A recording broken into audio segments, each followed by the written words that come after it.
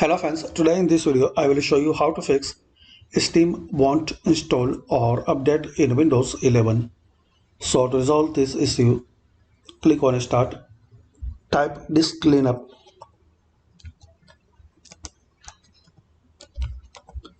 open Disk Cleanup. Now here guys, select temporary folder, delivery optimization files,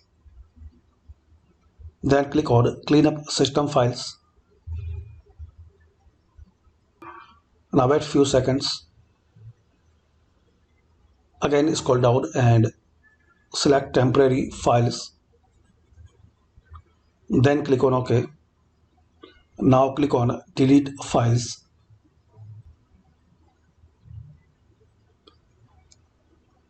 Now restart your PC or laptop. Hopefully guys, after restart you can fix and resolve Steam won't install or update in Windows 11.